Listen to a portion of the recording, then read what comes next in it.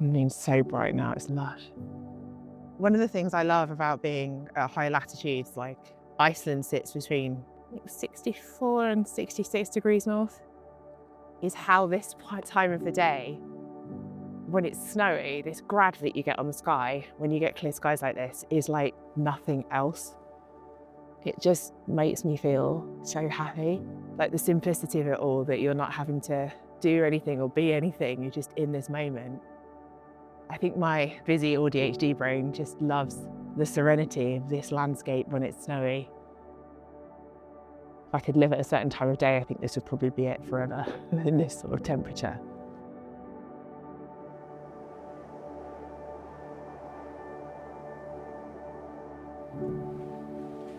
So I'm Rebecca Douglas, I'm a visual storyteller and I've just arrived in Iceland. I've been challenged to think about how I shoot at the wild edges of Earth, Sea and Sky. I've thought about a lens for each of those. So for Earth, my absolute go-to is the XF 50-140. It's an absolutely beautiful lens. And for Sea, I'm shooting with the XF 70-300.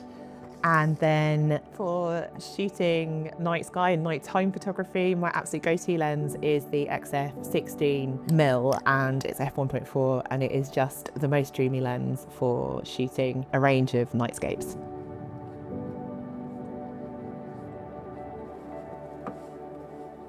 I think we're going to need to adapt the plans because the weather's looking really tricky. There's quite a gnarly storm coming.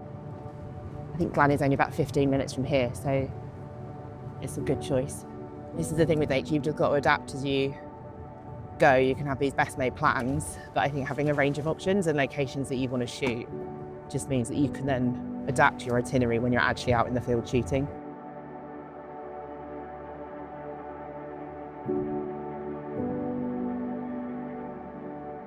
I can't get over like how frozen this whole waterfall is. Usually that shelf is just complete wall of flowing water.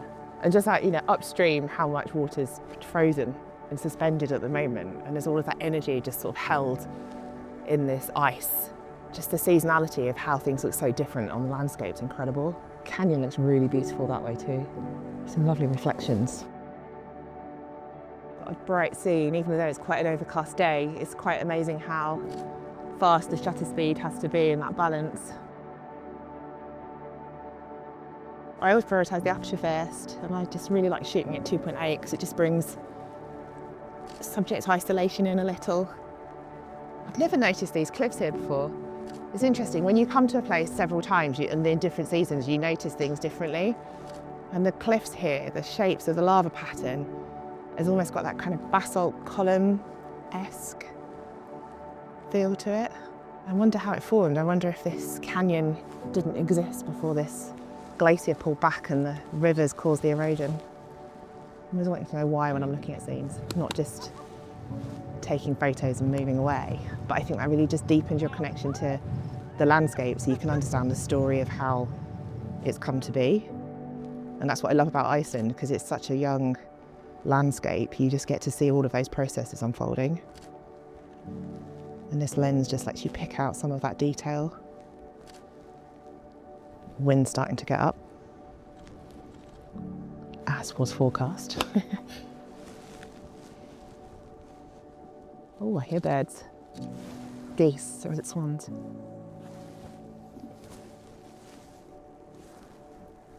I can hear them, I can't see them. Swans. It's a swan, there it is. Still gonna get it. Just one. Usually there's a group of them. They sort of tend to move in family sets of, or at least pairs.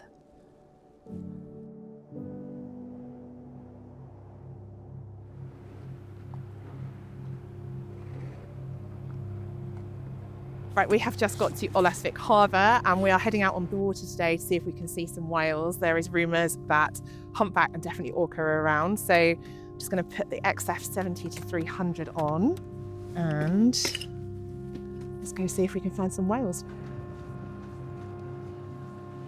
So the orca are really cool how they hunt. They hunt really together as a pod, a family unit, and they've trained together over years and years. And so often you'll see one, a tail lift, and it starts slapping the surface.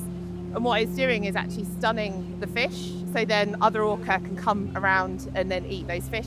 And you get lots of lovely surfaces, usually 5 or 6 surfaces with a humpback before they take a dive. There's a bit of a gap between seeing humpbacks, whereas orca tend to be much more visible on the surface. Oh, the orcas, they're there!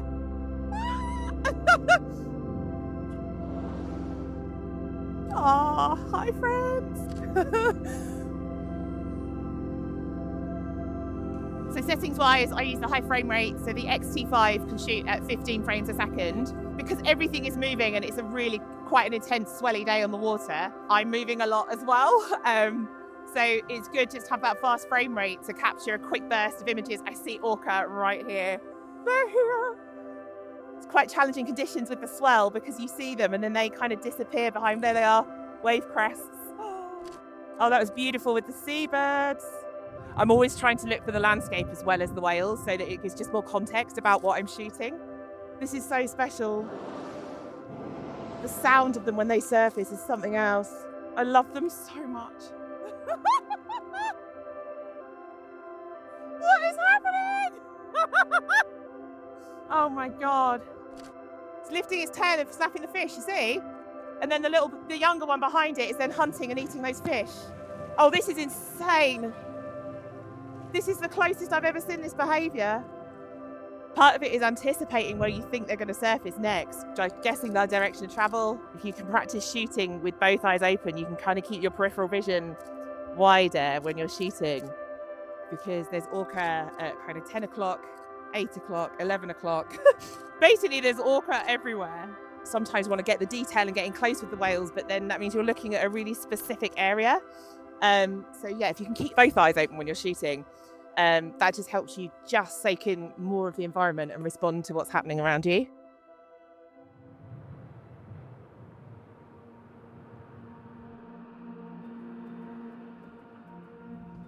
So I've been checking the aurora data and there's been an upspike in activity. So we've jumped in the car, I've got my 16mm on my X-T5 and we are hoping that this blizzard will ease off and there'll be a clearing in the sky and we'll be able to capture something pretty epic.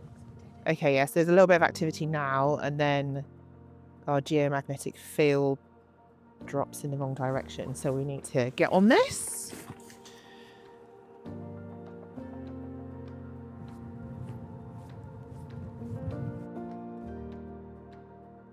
This is picking up really brightly now. I can see this so clearly with my eye, which is exciting. And I love the fact that we're the only people down here on this beach. Oh, this is outstanding. It's filled. There's a whole gap. We're kind of between snowstorms. And then the aurora line has just painted this arc right along. I can see with my eye some pillars starting to pick up now in the section. We're lucky to have even had this cloud gap tonight. It's really unexpected. It's just mind-blowing really, because it's connecting us completely to the heart of the universe. What causes the aurora is energy that leaves the sun. And then, yeah, it hits Earth's atmosphere and excites our gases. And then as they start to kind of calm down again, they emit photons, which are light. And then that's the aurora that starts to dance. All those photons are dancing together in the night sky. And it's just different every time you see it. I've been chasing it since 2014 and it never gets old. It's always really exciting.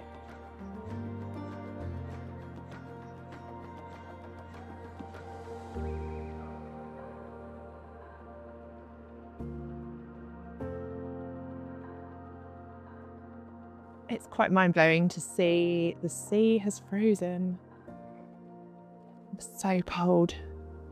I love this time of day for shooting because you just get such beautiful soft light starting to fall. I'm shooting with the 50 to 140. I really like the versatility of the focal length, how you can isolate things on the landscape but also shoot really nice, what feels still quite wide when you're in such vast landscapes like Iceland. Oh my gosh, the colours on the mountains starting to pick up. Wow.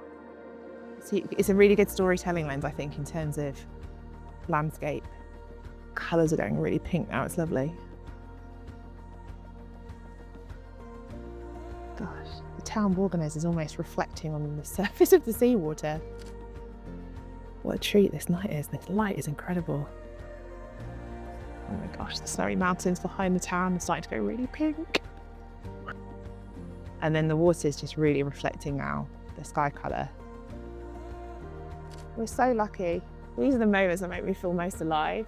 Just where you're here in nature, just present. I think that's why I love taking photos so much, because it just feels too overwhelming to take in what's happening, but I can capture all of these micro moments, the stories around it, and then just look at it all in awe later.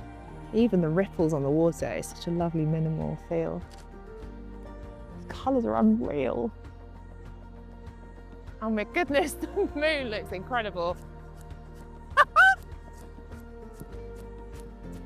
I'm always looking for lots of different frames when I'm shooting, and it's just trying to sometimes place the dominant thing, which is the moon, into a spot where there's just a leading line or a shape on the landscape that naturally draws you in to how the moon can be framed, just to add some tension and draw your eye to it in the scene.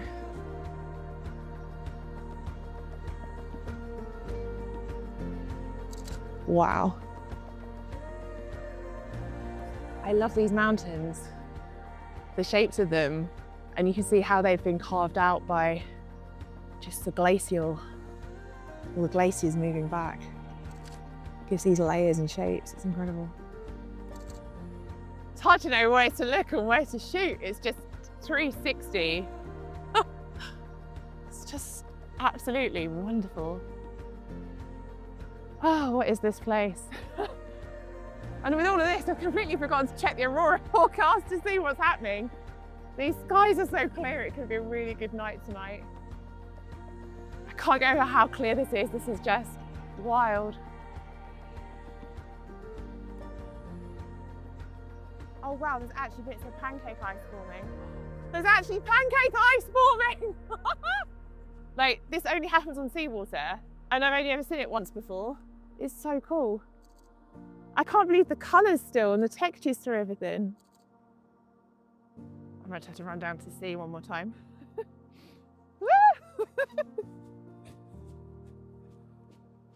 Oh, it's too good.